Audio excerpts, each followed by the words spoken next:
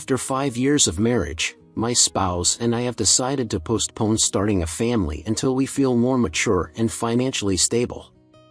This choice distinguishes us from many of our peers. We've observed firsthand the complexities of family dynamics, especially through my older brother's experiences. He's now navigating his second marriage, balancing visitations with his children from a previous relationship alongside his new wife's children, with another baby on the way. While we view children as a blessing, we've seen how strained relationships can impact them, and we want to ensure we're in a secure place before welcoming them into our lives. My love for my wife is boundless, and I am dedicated to building a future with her. Since exchanging vows, we've shared a deep connection, and I'm committed to doing everything possible to support her and our relationship. As they say in the movies, she truly completes me. Professionally, I've been employed as a laborer in a manufacturing plant for the past 7 years, following my high school graduation. While I find my work fulfilling, I aspire to advance my career. Wendy completed her 2-year associate degree and landed a position in the secretarial department of the local newspaper office. With both of us working, we enjoyed indulging in various purchases typical of a young couple. However, much of our spending was fueled by credit, a decision that would soon come back to haunt us. When I received the devastating news of my impending layoff, the sudden loss of my job turned our world upside down.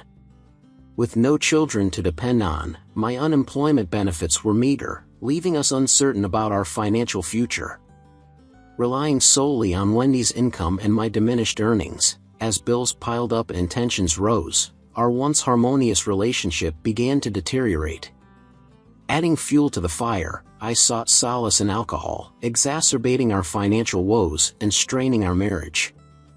In the midst of arguments and my self-destructive behavior, we struggled to navigate the challenges we faced. Looking back, it's clear we didn't handle the situation as well as we could have. It was a test of our marriage's strength, a period that would ultimately reveal its resilience. While Wendy diligently went to work, I attempted to contribute by tending to household chores and attending sporadic job interviews. However, opportunities for someone with only a high school education were scarce, and the prospects were often underwhelming in terms of pay and stability. Frustrated and disheartened, I found myself seeking refuge in bars, much to Wendy's dismay, who rightfully urged me to redouble my efforts in finding employment. Despite several advances from women at the bars, I remained steadfast in my commitment to my wife, rejecting their offers, as I refused to betray her trust. Witnessing the consequences of infidelity in my brother's life served as a stark reminder of the path I refused to take. However, some nights I returned home reeking of alcohol, a habit that inevitably strained our relationship. After enduring months of this behavior, Wendy lashed out during an argument, labeling me a useless husband. Her words cut deep, piercing through the haze of alcohol and striking a chord within me. Accusations of infidelity followed, further exacerbating the tension between us. I vehemently denied any wrongdoing, explaining that while these women approached me, I remained faithful to our marriage vows. Yet, when questioned about using our household funds to purchase drinks for these women, I couldn't bring myself to deceive her. Admitting the truth, I confessed, yes, I bought them drinks, seeking companionship in my loneliness. Wendy's voice rang with fury as she confronted me. While not working hard to pay our bills, you squander what little money we have on other women. You stumble home inebriated expecting sympathy. What about me? Don't you realize I feel lonely too, returning to an empty house while my husband flirts with other women? Get out of my sight, you worthless bastard. Perhaps I'll find a real man, one who won't betray me. With tears streaming down her face, she retreated into the bedroom, her anger palpable. Knowing she was too upset to reason with, I left, seeking refuge at the bar once again. In a haze of alcohol, I surrendered to unconsciousness, only to awaken when the bartender closed up, allowing me to sleep off my intoxication. Unbeknownst to me, the bartender had contacted Wendy, assuring her that I would be taken care of the following morning. I returned home, but Wendy had already left for work. Desperate to make amends, I attempted to apologize by calling her at her workplace, but she refused to take my call. Later that day, she phoned me, informing me that she might need to work late. Despite my efforts to express remorse, she remained unwilling to listen. Realizing I needed to make amends, I resolved to do something special for Wendy. When my unemployment check arrived, I decided to prioritize our relationship over paying off a credit card bill. Money was tight, but our marriage mattered more. I cleaned up and stopped to pick up a small bouquet of flowers before heading to Wendy's workplace to surprise her with dinner. Knowing she usually finished work at 5 o'clock, I timed my arrival at the parking garage just after, wanting to give her a moment to herself before our evening together. However, as I drove through the garage, a sinking feeling gripped me when I remembered her mentioning the possibility of working late. Adjusting my plan, I parked and headed towards her office, recalling that she always parked on level 2 for ease of remembering.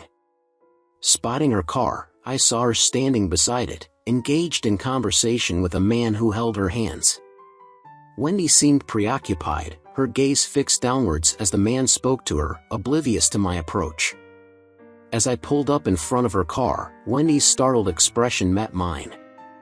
"Andrew, what are you doing here?" she exclaimed, her voice tinged with surprise. Her hands quickly withdrew from the grasp of the man beside her, whose discomfort was evident as he observed my arrival. Fueled by a mix of confusion and anger, I wrestled with the urge to confront the man who had been holding my wife's hand. My emotions were a jumble, leaving me unsure of how to proceed.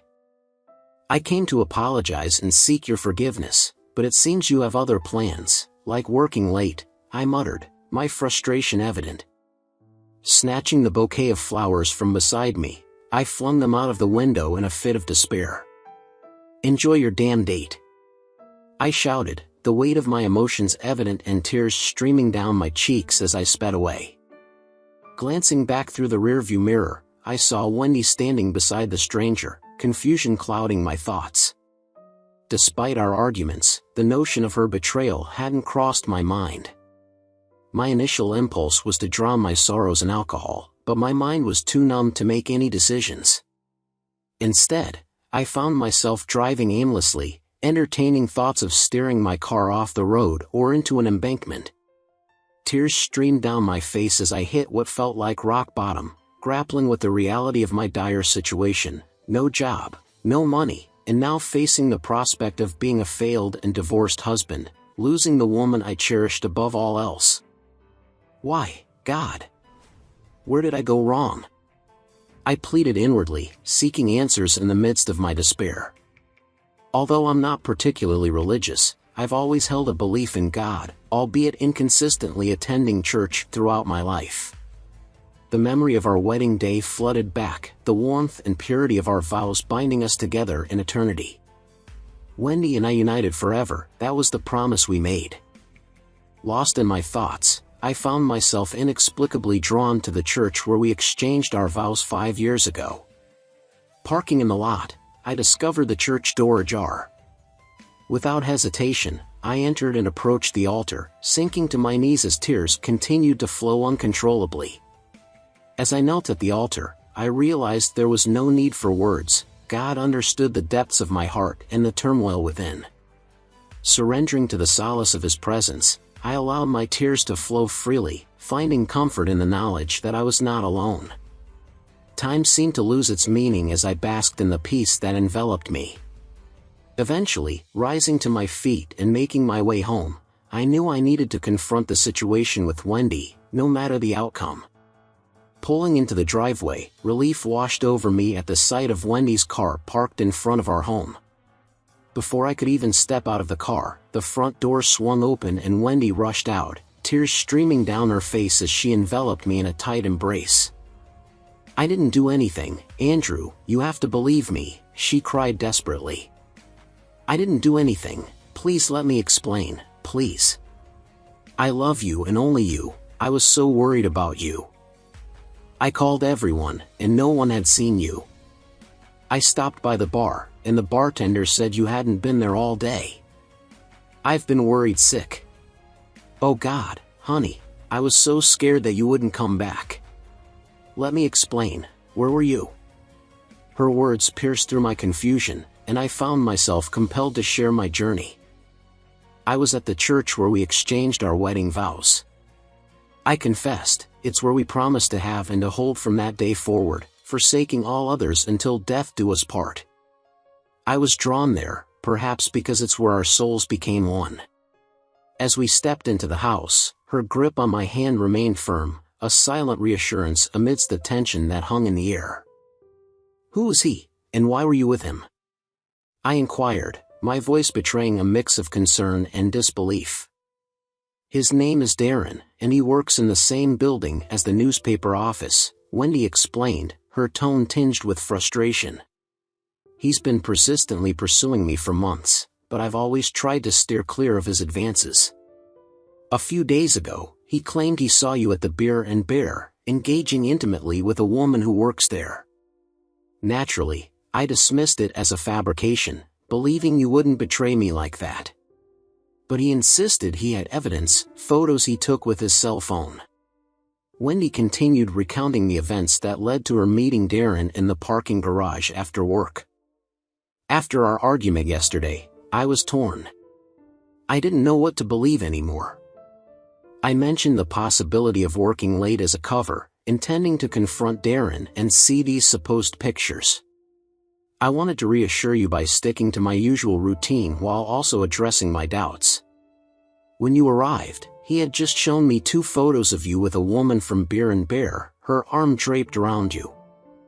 I was so consumed by thoughts of those pictures that I didn't even realize he had taken hold of my hands. Wendy began, her voice softening as she recounted the events. You were yelling, and you threw the flowers out the window.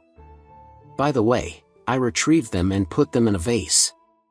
They're stunning, the sentiment behind them meant the world to me. Before I could explain, you drove off. Andrew, I love you more than anything, and I would never betray you. I could never bring myself to cheat on you, Wendy continued. When you left, I confronted Darren, calling him every name in the book and warning him to stay away from me. It's you, honey. It's always been you. I regret the hurtful things I said during our argument. Her words resonated with me, and I felt a warmth enveloping my heart as she spoke. It was as if God had answered my silent prayer. I love you too, Wendy, I replied, my voice filled with sincerity. I always have, and I always will. As for Gina, Wendy interjected, a hint of sadness in her tone. When I went looking for you, Gina told me how she tried to comfort you after you left. She praised you as a devoted husband, even though she mentioned your tendency to drink too much. She also revealed Darren's true intentions, how he targets husbands to approach their wives. I believe the bartender will take action to prevent him from causing further trouble. As we embraced the newfound understanding and renewed trust in our relationship, we were grateful for the love that united us. Shifting my focus from self-pity, I actively pursued job opportunities while Wendy and I continued to meet for lunch, undisturbed by Darren. Despite secretly hoping for a chance encounter with him, I learned through his office that he had transferred to another branch, denying me closure.